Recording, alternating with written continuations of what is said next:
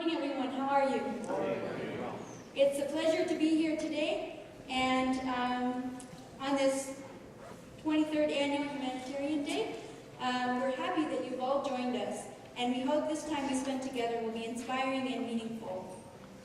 Well, you may wonder, what is C3? And who are they? And C3 actually refers to compassion, courage, and commitment. How do these people, the people of C3, make a difference in the world? Today you're going to hear a lot more about that.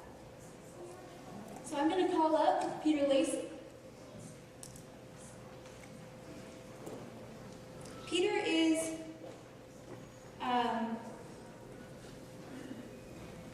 sorry, before I do that, I want to take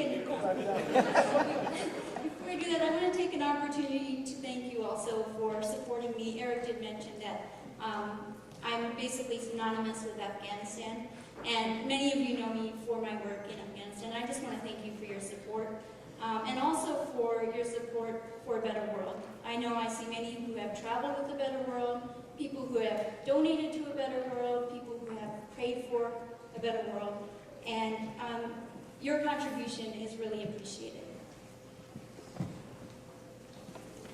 Now, Peter Lacey represents a fourth C, one of the C's we didn't mention before, compassionate capitalist. Peter, welcome. If you weren't compassionate, you may not actually be here today. So, first, let's talk about you as a capitalist. It's a fascinating story about your humble beginnings in business. How old were you when you got started, and where were you? Well, I grew up in Ontario, and my plans were to go to University of Western Ontario to take a business degree. But then, in those days, you had to pay your own tuition. It's not you didn't have parents that necessarily paid. So I thought I'd come out west and save a little bit of money, and then go to Western. And so Gord Bonjay and I actually went to high school together in Dorchester, and he had come out a few months earlier than I had, and so I got a job in the oil patch and was able to save up about $5,000. And Gord was working for a house builder at the time and was framing, and we were 18 years old, and we thought we'd start up a house building company. And so that's what we did. We started Laybon when we were both 18 with my $5,000 and Gord's know-how and not much, I guess, a lot of blind luck. That's pretty incredible. At 18 years of age, most of us are still just getting out of high school.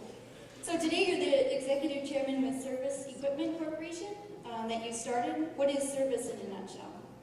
Well, Service, what happened in 1982, we had interest rates kind of got up to 20%, and we knew that the housing market was going to take a bit of a hit. And I had an opportunity to invest with Kathy's brother, John, in a John Deere dealership in Red Deer.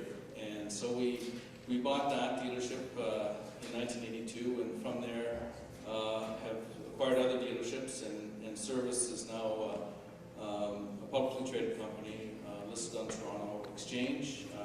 We have a number of John Deere dealerships in Western Canada, Australia, and New Zealand, as well as a Peterbilt truck dealership in Saskatchewan. We sell JCB equipment, Bobcat, and forklift equipment as well. So we've got 1,200 employees now, and revenues last year were about $730 million. That could make a better world.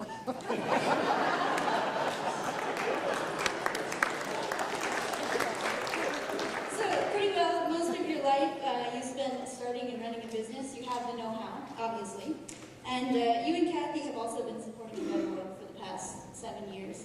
And you've taken it to really a whole new level. And I just want to ask you about this new initiative that you're working on now with the Better World.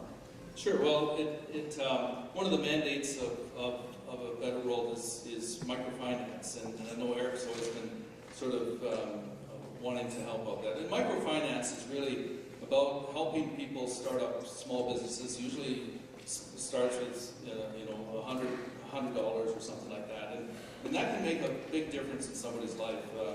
Especially women, if they can get a sewing machine or a little kiosk to sell something, and that $100 loan can all of a sudden create a business that they can have for the rest of their life. Microcredit has been a wonderful tool to help people, but it's also had some bad rap. Part of the challenge of small loans of $100 or $200 is that you do need field people to administer that, and so a lot of times you have to charge interest rates of 25, 30, 35%, and sometimes the negative side of that is the bad publicity that comes with charging 35% interest, and it seems a lot, but in terms of a $100 loan, it's relative to having field people in that, it's not unreasonable. Anyways, I've always been interested in microcredit as well, because I think that, again, it's not a one-time gift. It's something that you provide a loan and gets paid back, and that loan can be loaned to somebody else. And so it can help, it can be multiplied, hundreds of thousands of times over. But the other side is the challenge of the sort of the high interest rates and that sort of thing. So the last time we were in Africa, this last October, Eric introduced us to Beatrice and Joseph Limo, who Beatrice was a teacher, but had started up, it's called table banking. And table banking is it's a model that has been used in other parts of Kenya and other parts of Africa. So it wasn't something that they had just dreamed up. It was sort of a model that they had already been working with. And in about the 9 months, it actually they've been quite successful. And so, but table bank is basically in a small village. You'll get 20 or 25 people, villagers that know each other and trust each other. And because there's there's no banking system, in small villages, no place for people to deposit money and that sort of thing. So the idea is sort of like a micro credit union in a way. And so the table bank is, and what's considered a table bank is the 25 people meet once a month, and they all agree to contribute a certain amount of money each month to the bank. And in most cases, it's 2,000 shillings, which is $20 or $25. It's not a lot of money. It's a lot of money to them, but and so the idea is you contribute to the table bank the 2,000 shillings each month, and then as a member of the bank, if you're a depositor, then you can borrow from the bank, and so but it's very short term. It's basically if you borrow money from the bank, it's due back the next month in the 30 days, and you pay it back at plus 10%. So so the bookkeeping and everything else like that, there's a system in place. Beatrice is sort of in charge of the central bank, and since the 9 months that she had started that, they've got about 130 table banks or communities with table banks, and about 3,600 members of that, and about 10 field staff, and it's all scalable. And that's what I like is, if you've got something that is repeatable and scalable, then that interests me. So and you might think that 10% interest is, that's like you go to prison here lending money at 10%. But in a small community like that, somebody can go and buy some vegetables, fruits, and sell them at the stand.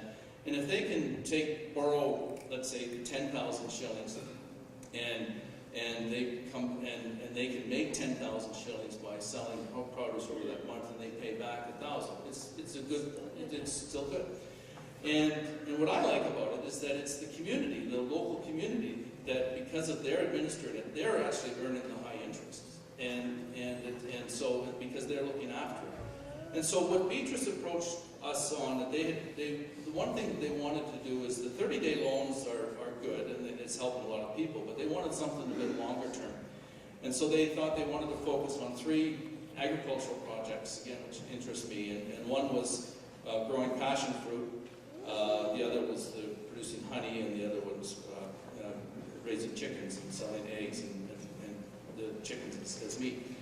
And they want to become experts in that and offer that, but for those they need a bit of a longer term loan. And for example, like the passion fruit, on 1/10 of an acre, a farmer can grow 4,000 trees, passion fruit trees, and they become producing fruit in about 9 months. And for 160,000 shilling loan, about $1,600. That pays for all the trees. And in the sort of the economics is that after over a 5-year period, that farmer can produce 5 million shillings from that revenue. And that's a huge. That could make a better road. Yeah, absolutely. And so they approached us about lending them some money through Better World for longer term financing. So anyways, we a little bit cautious. We wanted to sort of dip our toes in, so we were able to we lent them $15,000. Three sort of participants through Better World, and we'll see how this works. But so the idea is that and again, one of the things about being sustainable is that if it can be done on sort of commercial terms, then it can be repeated again. So I kind of insisted that we would lend the money, or Better World would lend the money at a 10% interest rate. They would lend out the money at a higher interest rate. Now, obviously, Better World, provided they get the interest back, can go into a project or something. It's going to go for some benefit. But the idea is, I'm quite excited about it because I think it can be something that it's very scalable and could become something very big. Absolutely, and to give communities self-sustainability. Exactly. So another vision you and Kathy had was to take a group of compassionate capitalists, which is basically the most successful people in Red Deer who want to do something to make the world better, and who care about the needs in the world, to see how a Better World can do even better by actually traveling with you to Kenya. And how did that go? Well, I thought it was a great trip, but let's hear for themselves.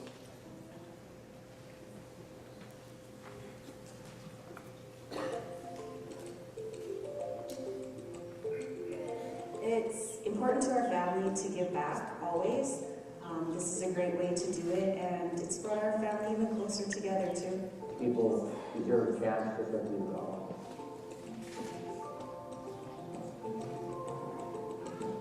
We know that there are a lot of people less fortunate than us, but it's a whole different story when you're right there with them, and get to share some time and connect with them and get to know them better and recognize that they're just another person like you are, and whose circumstances in life haven't been quite as fortunate as yours.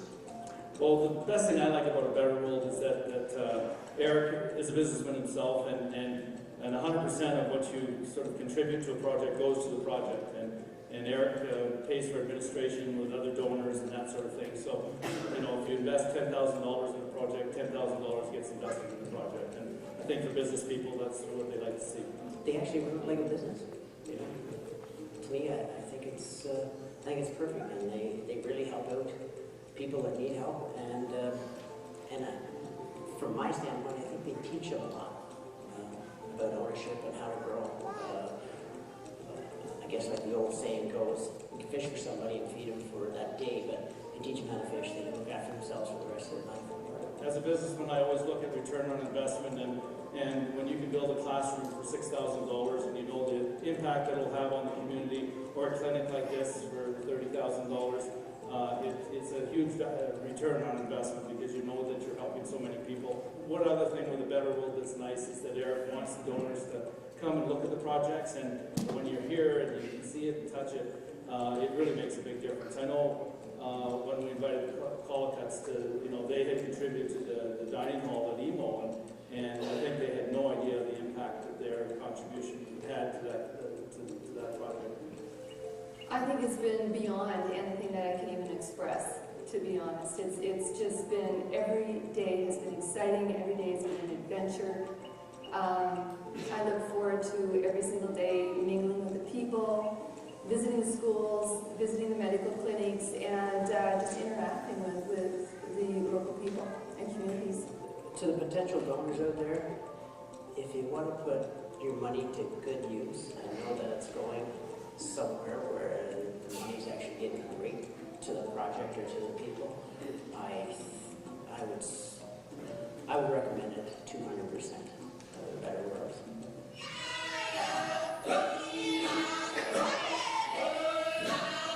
It is very, emotional to have the community so involved and the children entertaining and that, and it is very satisfying that they do such a job to thank the donors for the projects.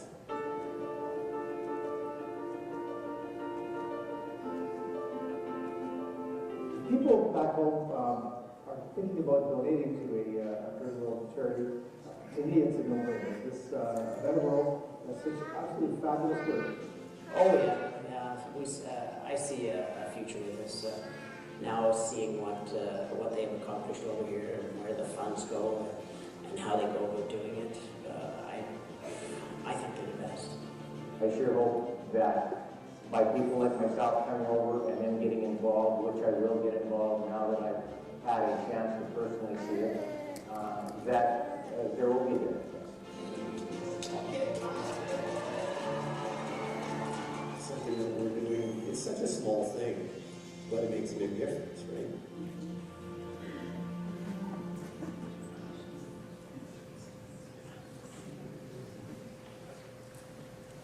Thank you, Peter and Kathy as well for your involvement and for being an inspiration to your community and to the global community.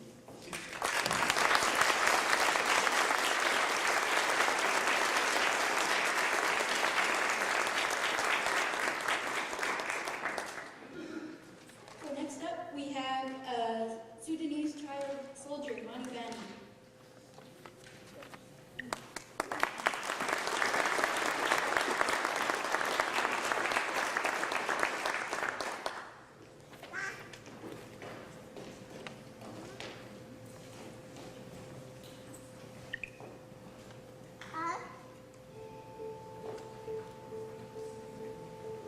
I didn't know what would happen to my family. I didn't know if my father was still alive. And I had no idea how to tell my mom that I was thinking of joining the SPLM. I was 9 years old, was troubling with voice, and tears filled my eyes. I then communicated to my mother that I would finally want to join the SPLM.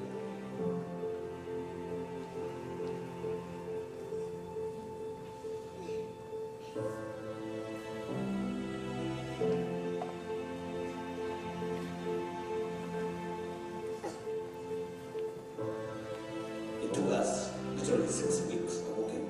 It was incredibly difficult journey. I saw many people die, some by animals, some by government, the government gunship, some by starvations and thirst, and some by exhaustion. Living here in the Western country, knowing that my people there are suffering, I cannot just close my hand.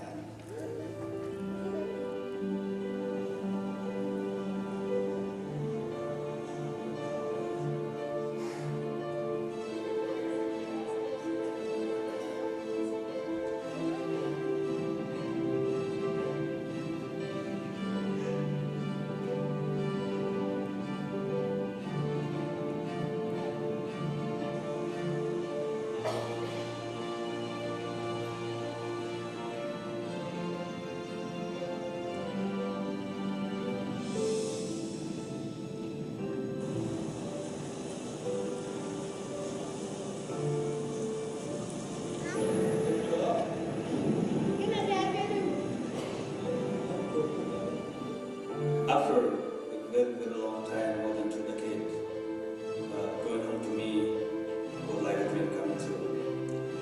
I didn't know how to react when I met people from my family, friends, and so on. It was very, very emotional event in my life.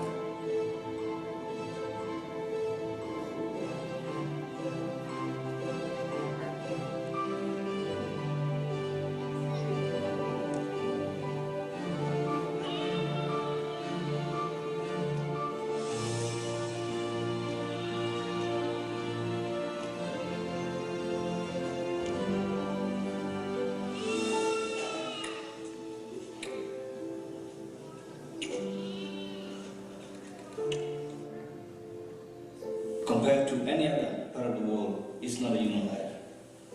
It's not a decent life.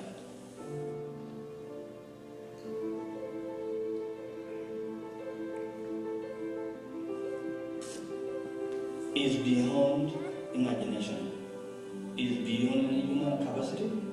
People in Atara are still taking water from the river. They just hope that something falls from the sky to help them. that we are here as an Atari citizens, as a citizen of the world, that we can help them. There is hope that we can change the life of people of Atari.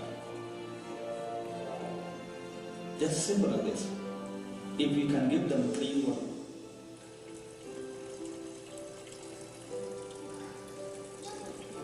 Atari for me is not because I was born there, but it is a starting point where I can start doing something small, until it grows bigger.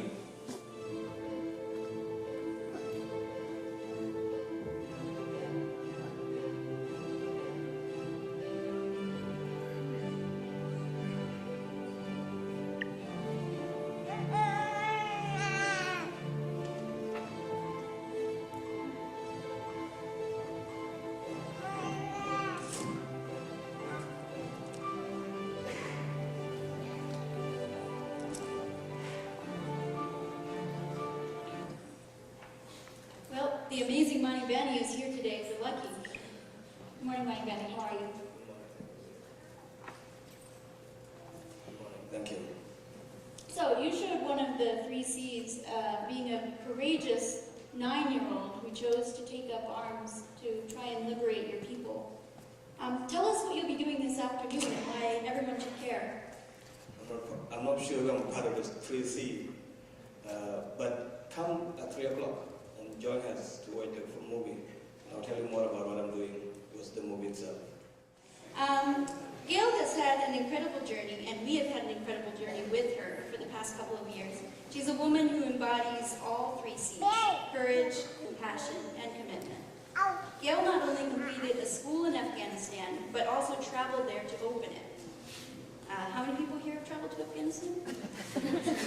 Exactly, I don't blame her. So she's also initiated and funded a teacher training program in Kenya, and we're so happy you're here with us today, Gail. Welcome. Thank you. Tell us how you connected with a better world. Well, my connection with the better world is not. It's right there, yeah. My connection with the better world began in the winter of 2008 with the book 3 Cups of Tea by Greg Mordison.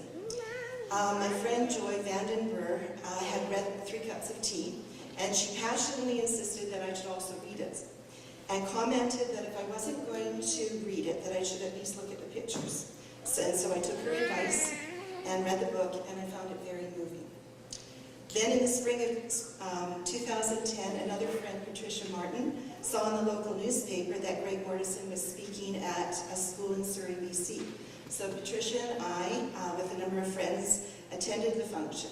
And I marveled at Mordison's dedication to build schools for the children in Afghanistan. Now, I just want to pause here because I think it needs clarification that I am well aware that when I say his name, Greg Mordison, that each of you has a response in your mind.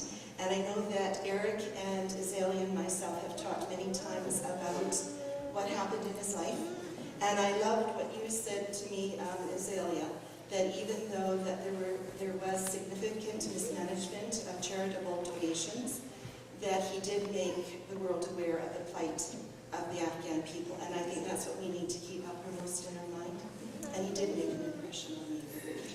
So then in comes Azalea into my life. And at the beginning of 2011, you, Azalea, were invited to speak at Lakeview Christian School in Sydney, BC by Elizabeth Goodhart, who is one of the teachers there. And Joy, who also teaches at that school, and was the one who recommended about 3 Cups of Tea to me 3 years earlier, enthusiastically spoke to me about your talk to the students and teachers, as well as your visit in her home. She thought that you were definitely someone that I needed to meet. Your vision to build the 100 classrooms in northern Afghanistan, to say the least, intrigued me. So that I then began communicating with you and Eric Raja by email and phone. Now, before this, I had no idea who Eric was. I had no idea who A Better World was either, but I was soon to find out. I first met you face-to-face when you came to speak at the Alder Grove SDA Church in August 2011. Your talk about the needs of the Afghan people, and especially the 100 Classroom Project, rekindled my intrigue and ignited my hope to be part of this project. So before I left for Europe, a few weeks later, I had decided to financially support the 100 Classroom Project. And one of the reasons that I was traveling to France was for the purpose of looking into teaching there for a year. And I also had made a verbal commitment to teach in Xiamen, China in the spring of 2012. Well, plans changed, and it became very apparent that God had a different journey for me, and certainly a better world played a big part in that journey.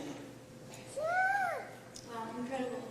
So not only were you willing to help with the school, but you were also willing to travel. And what is behind that story? Well, when I looked at the question initially, what came to my mind absolutely immediately was it was a dream. A dream is behind that story.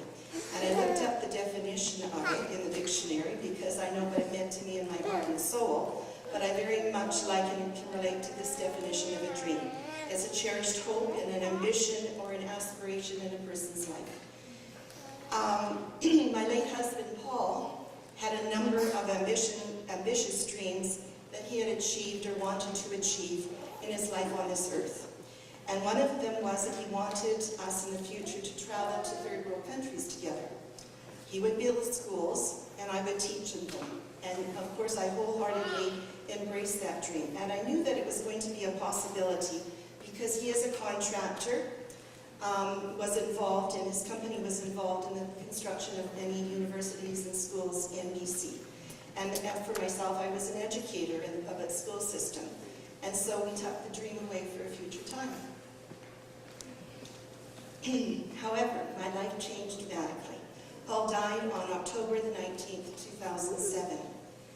And during my grieving, I remember telling God that I was broken. I was broken spiritually, emotionally, and bodily.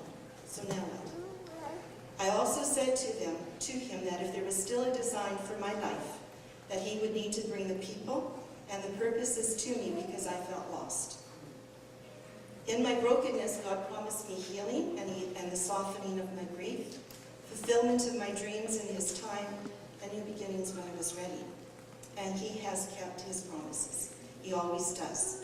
He has woven miracles of wonder and delight, and he has connected me with amazing people. The passion and commitment that you, Azalea, have for the children, the teachers, and the people of Afghanistan spoke to my heart. And Eric's willingness, and I have to say it was a lot of contemplation upon his part for me to go to Afghanistan and participate in the opening ceremony of the Canara Secondary School in June 2012, helped to fulfill one of Paul's dreams to become a reality. And just like myself, he would have been so very proud to have seen the quality of work that was put into the construction of the school and delighted in connecting with the children, the teachers, the parents, and the elders of the community. In Sherbrooke, I was able to visit with the children and their teachers in 3 schools, and these are memories that will be etched in my mind and my heart forever. As well, the teacher education program in Kenya, and I'm throwing Kenya in here, in May 2012 is the beginning of many of my future dreams on this earth. And so my story continues. I also want to say to everyone here, and you know this, that in the Bible there are stories of people's lives that we can read about, we can connect with, and we can learn from. And God encourages us to share our stories with each other. By doing so, we uplift each other in our walk together, and we really do bring glory to Him. Every one of you here today has a story to tell, and we are truly connected with each other on this earth for many purposes. And one of them being that God will walk with us and make connections with others to make our world a better place. At the fundraiser for the children of Kenya and Afghanistan in August 2012 at my home, I dedicated an inspiring poem by Wilfred Peterson to you, Azalea, and to Eric, and to my guests who attended the fundraiser. Now I wish to share it with all of you. Walk with the dreamers, the believers, the courageous, the cheerful, the planners, the doers, the successful people with their heads in the clouds and their feet on the ground, and let their spirit ignite a fire within you to leave this world better than when you found it. And may God bless you abundantly as you continue to walk with those who dream of a better world.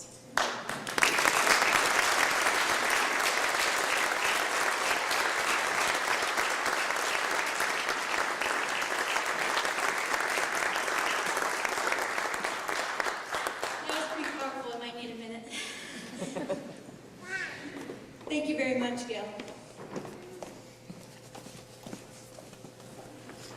Well, we have some very young people that we'd like to call up now. Callista, Caleb.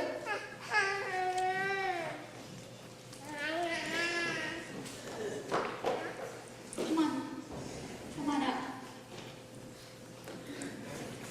Well, these are inspiring young people that we want to talk a little bit about, because we showed you Faith earlier, and Rebecca, the kind of high school and university age students who are making a difference in the world.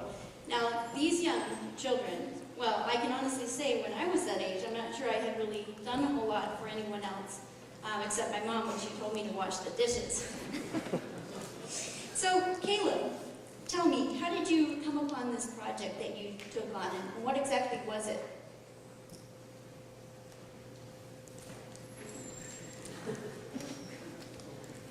Caleb did this amazing project. He's being a little bit shy.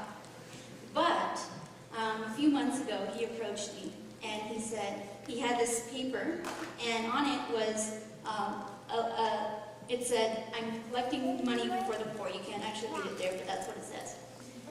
And he had brought this piggy bank with him into the A Better World office, and he was there with his mom, Ruth.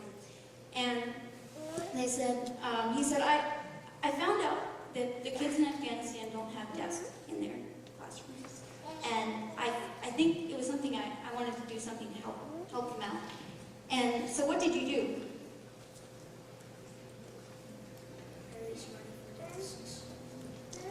Did everyone hear him? No? Make sure the mic is on. Okay. There we go. Can you say it one more time? I raised money for desks. And how did you go about raising, how much money? $600? How did you do that? Shoveling driveways with my brother. Is your brother here today? Yes. Yeah, he's over here. How old is your brother? 6 years old. 6 years old. And how old are you? 8 years. Oh, okay. And what grade are you in? Grade 3. Grade 3. So you shoveled driveways. Use birthday money. Birthday money? Your own money? Ooh, now that's getting personal. Wow, fantastic. And now, from what I understand, you were able to convince the church you attend, which is the Baptist church here in Lacombe, to help you out. And how did you do that? My Sunday school teacher heard about that, and she thought it was a good idea for us. Okay, okay. And is anyone here today from his church? She's not here today? No, okay. Okay, so, and how much money did you raise? It's a huge amount of money. It's so incredible. From with the church? Just underneath $2,000. Just under $2,000.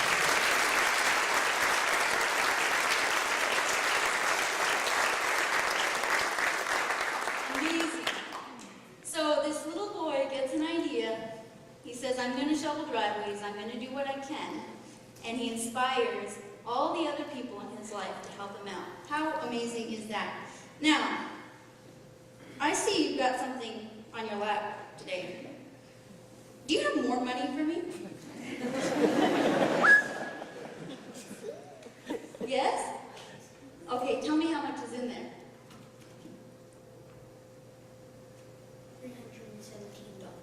$317 more dollars.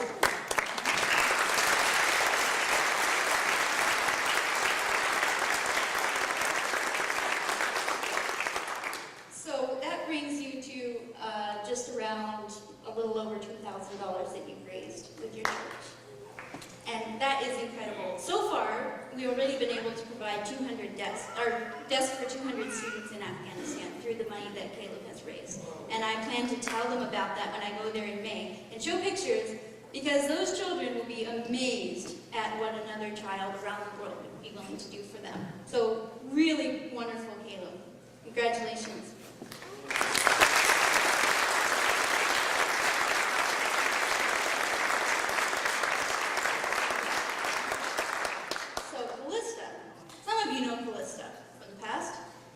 You've been helping A Better World create for a few years. And tell me, I think you have some exciting plans coming up this summer. Yes, I do. I am planning to go to Kenya this summer to help at an orphanage and some schools. Fantastic. And how excited are you? I'm really quite excited. Why is that? Because I've always wanted to help children in other countries, and now I can finally go and meet some of the children I've been helping. Fantastic. And so you don't want to go sit on the beach in Hawaii instead? No, not really. Okay, well, good job. So how did you raise the money that you're using? I think you're raising money to go on your trip. Is that right? Yeah. How are you doing it? Well, I've asked family and friends for sponsors, so that's been a lot of help. I've cleaned my auntie's house. Did you clean your mom's house at all? No! I didn't have a birthday party and asked for money instead, and all that money went towards Kenya.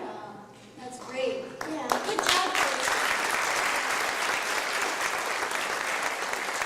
So Krista is also one of those heavy hitters when it comes to making a difference. And of course, she mentioned the shoes for Africa and also the canes for the children in Afghanistan.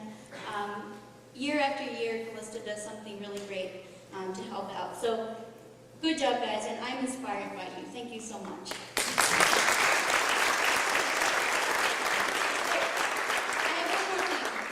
I have prepared a thank you for Caleb and for his church for their contribution to the desk in Afghanistan. So I wanted to present this to you. It might be a little heavy for you, but here you go. Thank you very much.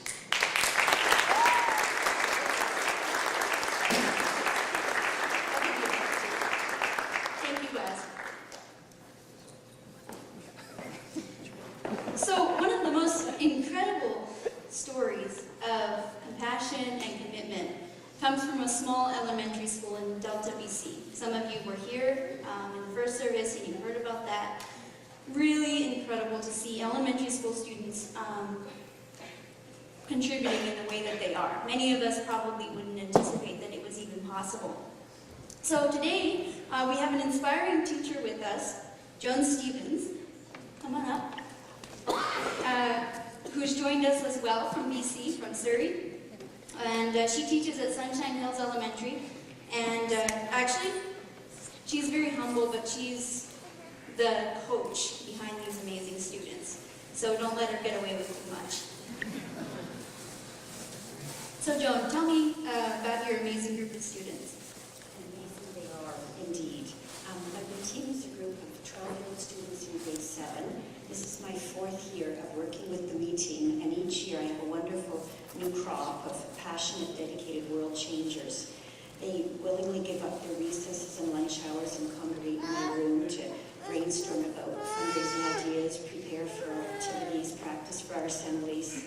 They'll spend a Saturday in the school gym with me fundraising at a Christmas gift fair or garage sale. They happily bake 800 cupcakes for our Cup of Love cake sales. Often on a Monday morning, and this is my favorite moment, often on a Monday morning, a few of them will come bouncing into my room, all excited to tell me about some latest fundraising scheme they have planned out over the weekend. They are on a mission to raise awareness of the injustices in our world, as well as to raise money to try and right those injustices. My mission as their mentor is to plant the seeds that inspire these children to go out and make a positive difference. To me, there's nothing more important that we can teach our students than empathy and global social responsibility. Then, just as I plant the seeds to inspire my We Teamers, they become leaders and positive role models for the rest of our student body. In fact, my former We Teamers who have now moved on to high school have become leaders there as well, and have actually started up a social responsibility group there. And I see the benefits of what we do is twofold, because first we create much more caring, generous, responsible young people here, instead of the entitled, self-absorbed ones that have unfortunately become the norm. And secondly, through these engaged young people, we raise money to give a hand up to those underprivileged children in Africa. I've borrowed a mantra from Mahatma Gandhi, who said, if we are to teach compassion and real peace in the world, we shall have to begin with the children. And so I now give you again the amazing children of Sunshine Hills.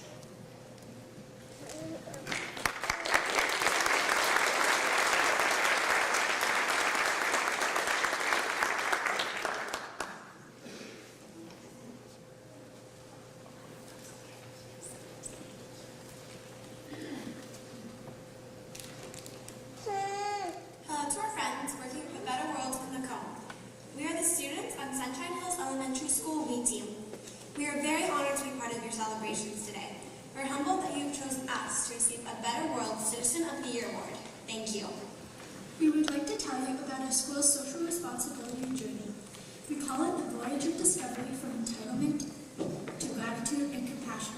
Our voyage began in September 2009 when we attended Vancouver's first reading held by Free the Children and heard the tragic stories of life of so many children in Africa and Asia. We decided there and then that we needed to break through our peers' complacency and entitlement and move them to compassion and indignation about the plight of these exploited children.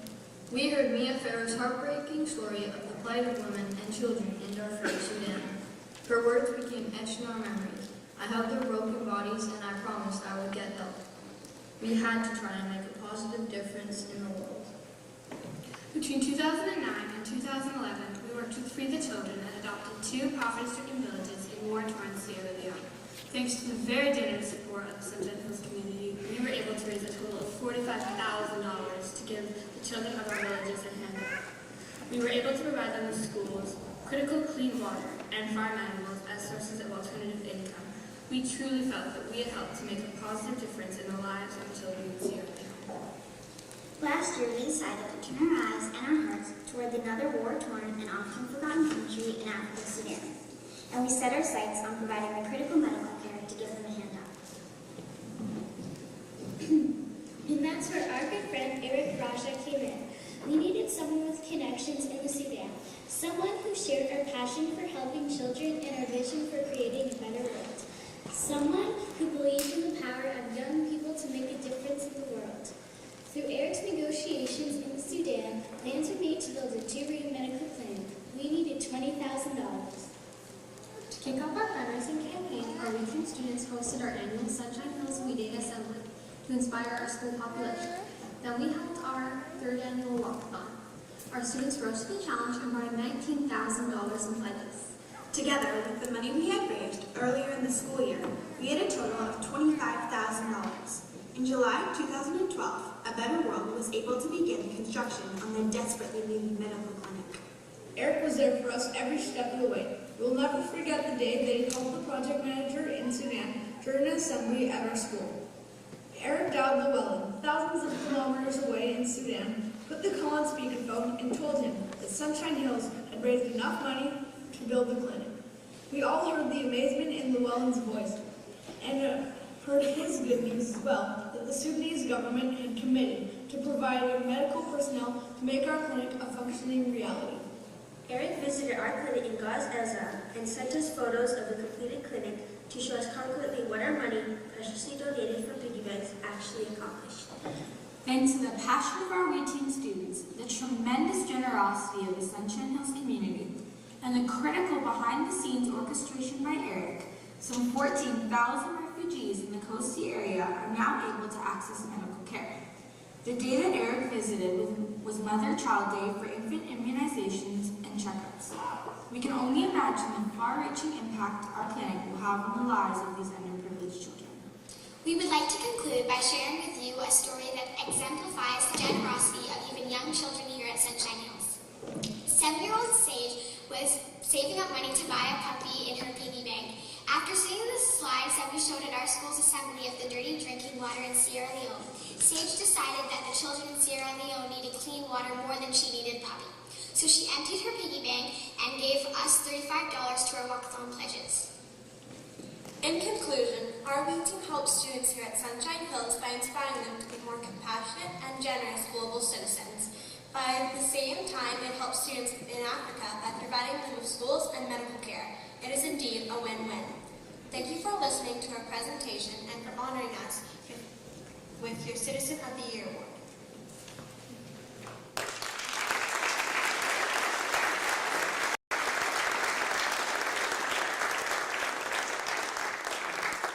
Thank you, Joan. What an incredible story, and keep doing the good work that you're doing. A Better World is very, very thankful for what Sunshine Hills has been able to do. Well, today, you've seen many stories of the 3 C's, and of course, we've missed many. There's many people that we would have loved to have featured, but we only have a limited amount of time. And so we featured the people that we thought would help you to get an idea of what's going on in a better world, and what are some of the things that people are doing to make a difference. Well, the 3 C's and plus the capitalist, right? So we've heard stories of compassion, courage, commitment, and compassionate capitalism, which is sustainable. So I think what I'd like to end with here is that these are ordinary people, just like you and I. And together, practicing these 3 C's and going out into the world and doing the best we can make the world better. And so thank you so much to all that you do, and continue to do your work to make the world a better place. Thank you very much.